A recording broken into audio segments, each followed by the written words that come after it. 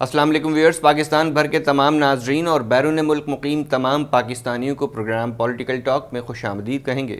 ناظرین، پروگرام کے آغاز میں بات کریں گے تحریک لبیک پاکستان پر حکومت پاکستان کی جانب سے پابندی عائد کر دی گئی ہے۔ حکومت نے موقف اختیار کیا ہے کہ یہ پرتشدد کارروائیوں پر اکسا رہی ہے ٹی ایل پی، لہٰذا اس کے خلاف انسداد دہشت گردی ایکٹ کے تحت اب کارروائی بھی ہوگی۔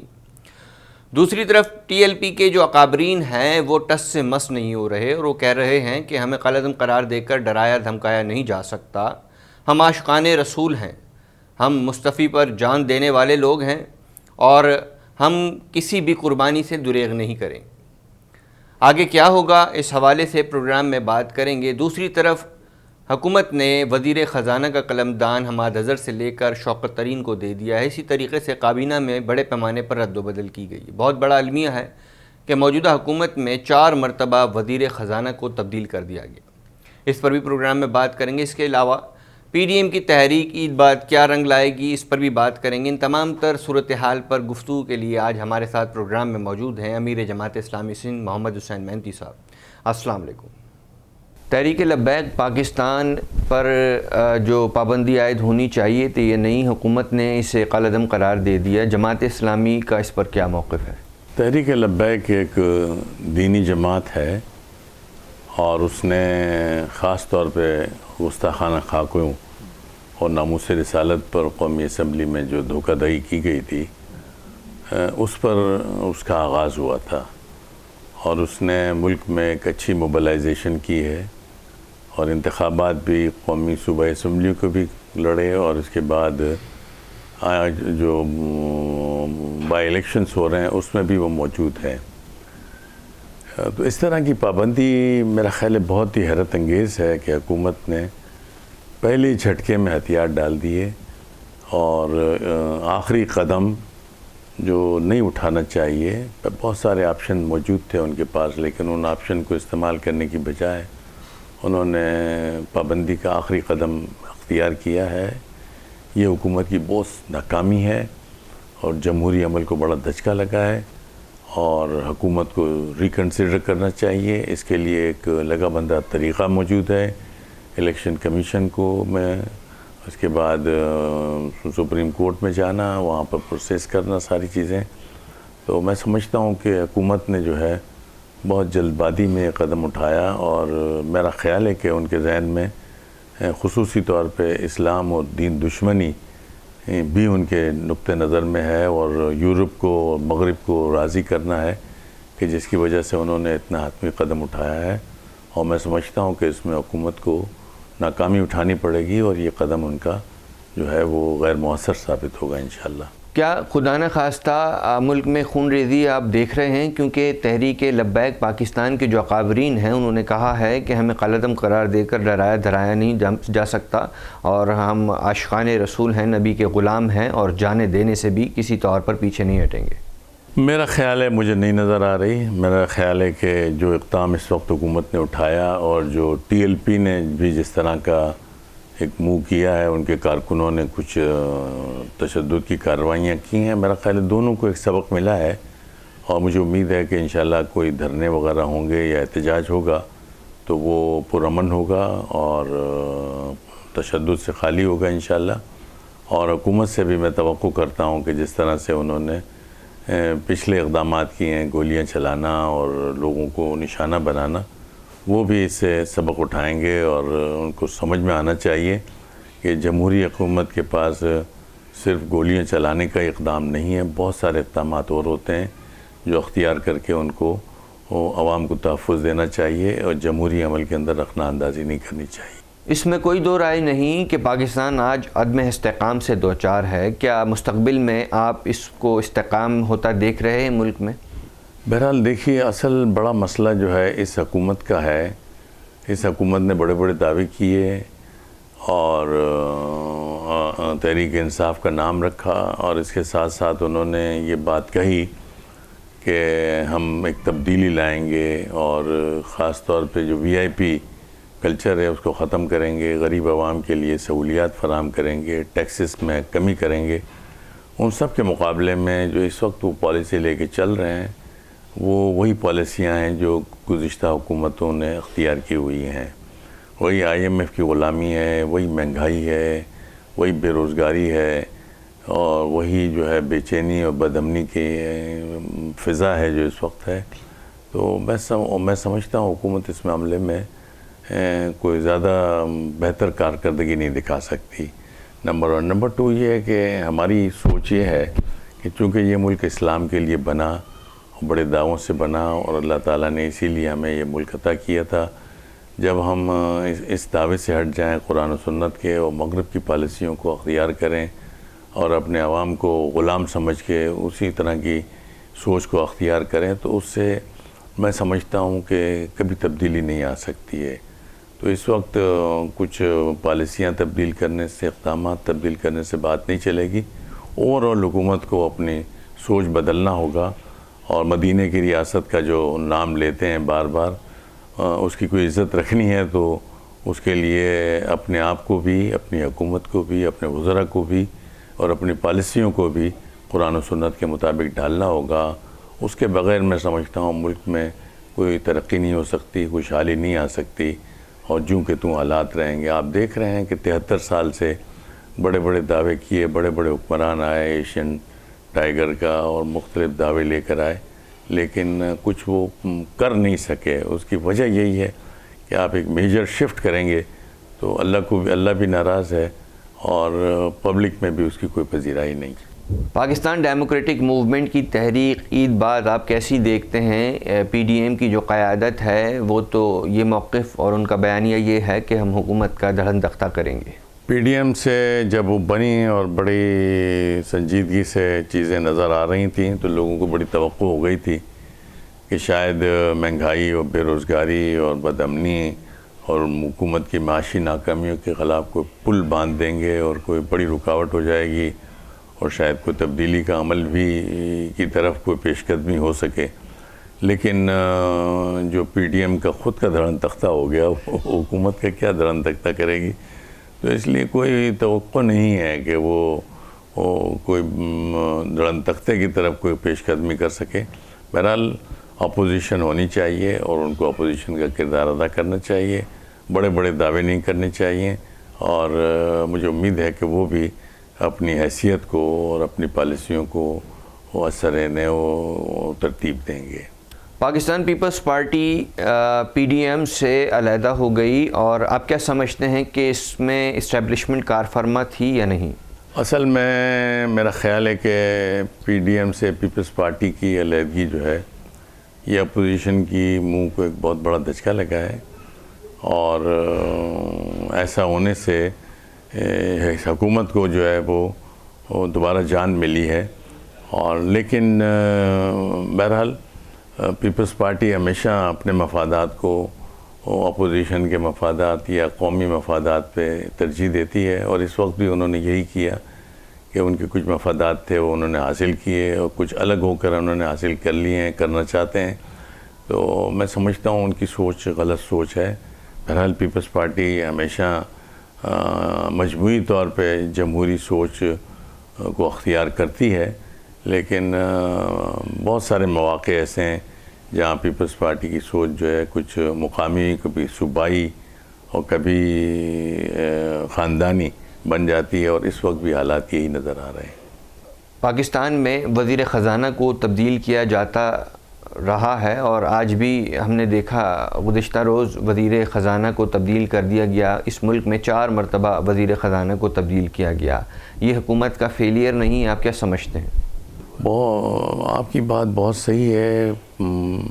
اصل میں اس وقت دنیا جو ہے وہ معاشی پالیسیوں پہ انحصار کرتی ہے، اور خاص طور پہ پاکستان جو ایک مقروض ملک ہے، جو ایک دلدل میں، معاشی دلدل میں پھنسا ہوا ملک ہے.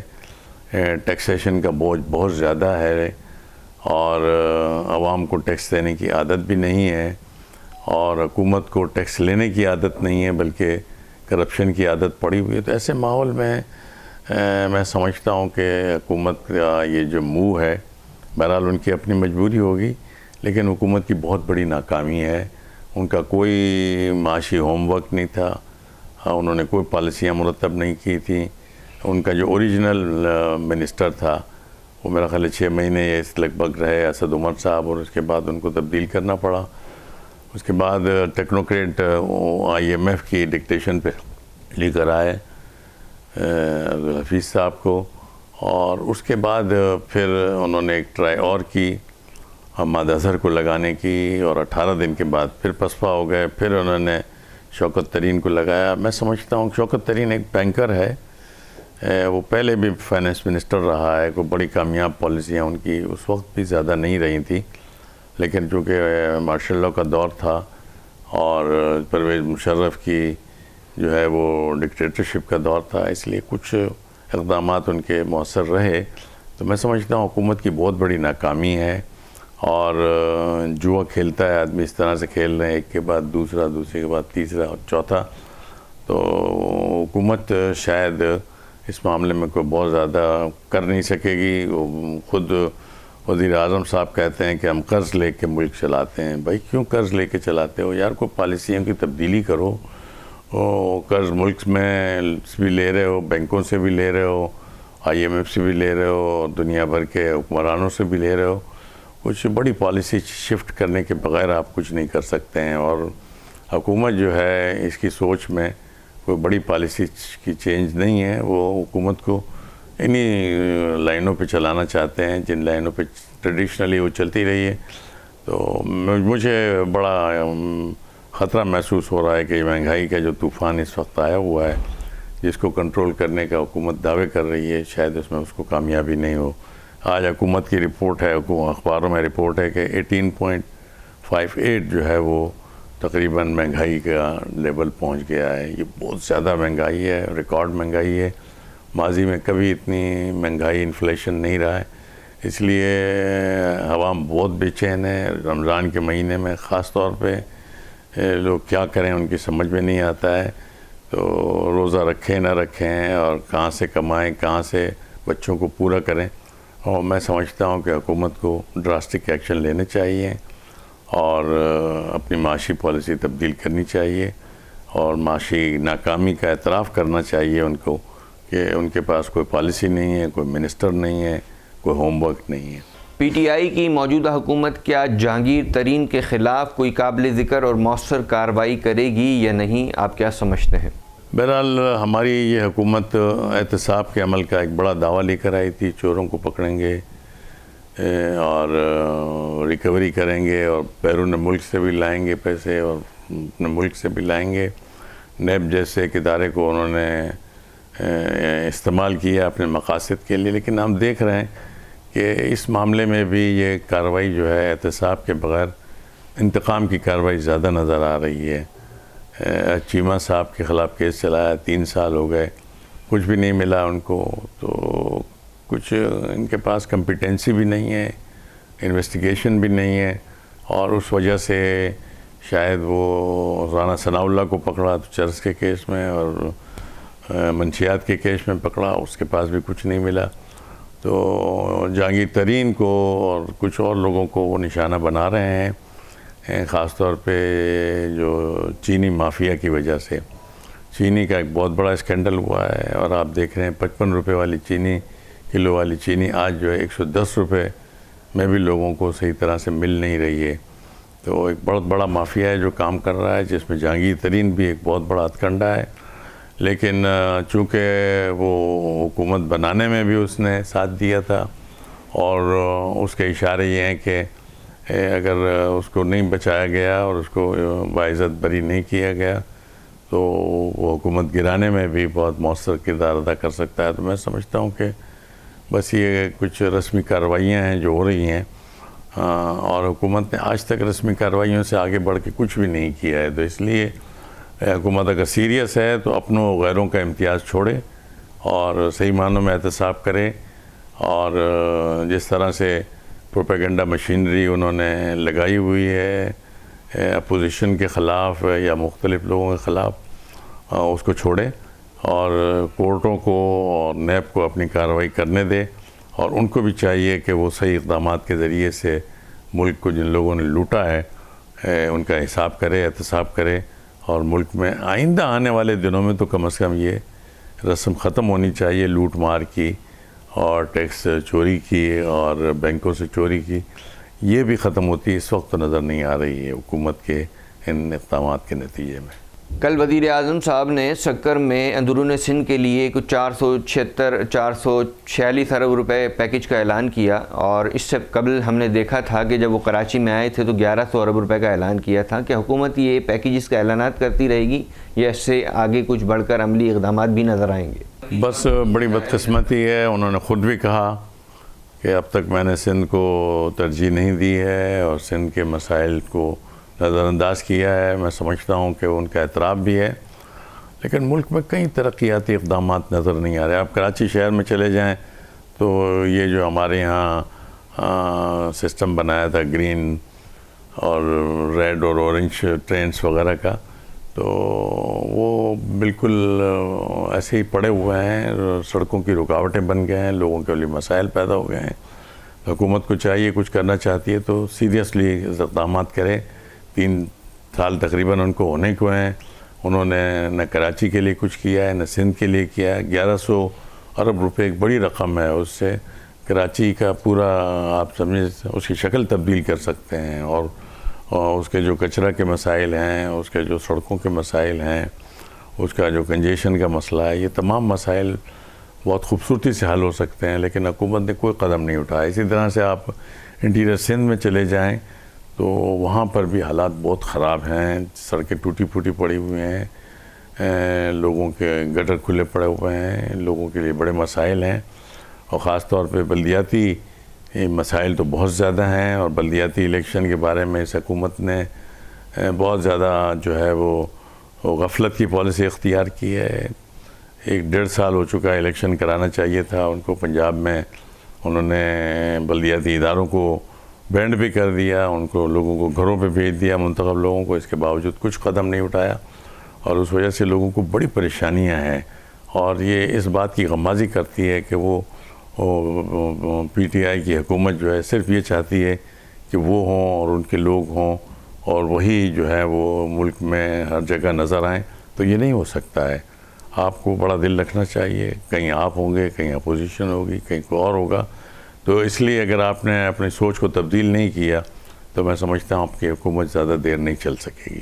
سوشل میڈیا پر پابندی عائد کر دی گئی گزشتہ روز، عبوری طور پر آپ نے دیکھا، کیا یہ اقدام مناسب تھا؟ کیونکہ اس کے نتیجے میں عام لوگوں کو بڑی پریشانیوں کا سامنا کرنا پڑتا ہے۔ یہ بھی بڑا نامناسب اقدام ہے۔ آج وزیر داخلہ نے کہا ہے کہ ہم نے ٹی ایل پی کی جو بات جمعہ کی پروگرام کی کوئی دھمکی تھی، اس کی وجہ سے ہم نے کیا تھا۔ میں سمجھتا ہوں حکومت کو اتنا اپنے آپ کو چھوٹا نہیں سمجھنا چاہیے کہ کوئی دھمکی کی وجہ سے یا کوئی بیان کی وجہ سے عام آدمیوں کو تکلیف میں ڈال دے۔ تو میں سمجھتا ہوں کہ حکومت نے بہت برا کیا، حکومت کو اس طرح کے اقدامات نہیں کرنا چاہیے، اور اس طرح کی پابندیوں کو نہیں سوچنا چاہیے، اور ٹی ایل پی کے بارے میں بھی بڑا دل رکھنا چاہیے۔ انہوں نے کتنے دھرنے کیے ہیں، انہوں نے کس طرح سے ملک کو نقصان پہنچایا، انہوں نے جو ہے ٹیلی ویژن اسٹیشن پہ قبضے کیے، پی ٹی آئی اور عمران خان نے جو ہے وہ ہماری اسمبلی پر حملہ کیا۔ یہ سب کرنے کے باوجود بھی وہ میں سمجھتا ہوں انہوں نے غلط کیا تھا، اور اگر یہ بھی کرتے ہیں ٹی ایل پی والے بھی ایسے اقدام تو غلط ہیں، لیکن بہرحال اتنا چھوٹا دل نہیں رکھنا چاہیے کہ اس کی وجہ سے پابندی لگا دی جائے اور اس کی وجہ سے تمام سیاسی سرگرمیوں کو معطل کر دیا جائے۔ یہ میں سمجھتا ہوں قدم جو ہے وہ غلط قدم اٹھایا تھا۔ اپوزیشن تحریک چلا رہی ہے اپنے طور پر جماعت اسلامی، اس نظام کی درستگی کے لیے جو بیانیہ امیر جماعت اسلامی اختیار کرتے رہے ہیں، اس بات کیا حکمت عملی مرتب کرنے جا رہی ہے جماعت اسلامی اس نظام کے خلاف؟ جماعت اسلامی ہمیشہ ایکٹیو رہی ہے، اور ہمارا پروگرام ہی ہمیشہ سے یہ رہا ہے کہ ملک کا نظام جب تک نہیں بدلیں گے اس وقت تک ملک خوشحالی اور ترقی کی طرف قدم نہیں اٹھا سکتا ہے۔ اور اس وقت بھی آپ جو دیکھ رہے ہیں ملک جو دلدل میں پھنسا ہوا ہے وہ نظام کی وجہ سے پھنسا ہوا ہے۔ انگریزوں کا نظام ہے، کرپٹ نظام ہے، اس کو سب کچھ کہنے کے باوجود بھی اسی کو چھاتی سے لگا کے رکھا ہوا ہے۔ میں سمجھتا ہوں کہ جماعت اسلامی کی تحریک بڑی سمت پہ جا رہی ہے۔ انشاءاللہ عید کے بعد ہم ایک بڑی موومنٹ چلائیں گے انشاءاللہ، اور کوشش کریں گے کہ ملک میں یہ فکر پیدا ہو کہ صرف چہروں کو بدلنے سے نہیں، نظام کو بدلنے سے ہی لوگوں کو سکون مل سکتا ہے۔ اسی طرح سے کراچی کے مسائل کو حل کرنے کے لیے بھی ہم بڑے فعال ہیں۔ ہمارے حافظ نعیم الرحمان صاحب کراچی کے اندر ایک بڑی تبدیلی کی طرف پیش قدمی کیے ہوئے ہیں۔ انشاءاللہ مجھے امید ہے کہ ہماری کوششیں ضرور رنگ لائیں گی۔ پروگرام اپنے اختتام کو پہنچتا ہے۔ اپنے میزبان وقار حسین کو دیجیے اجازت۔ اللہ نگہبان۔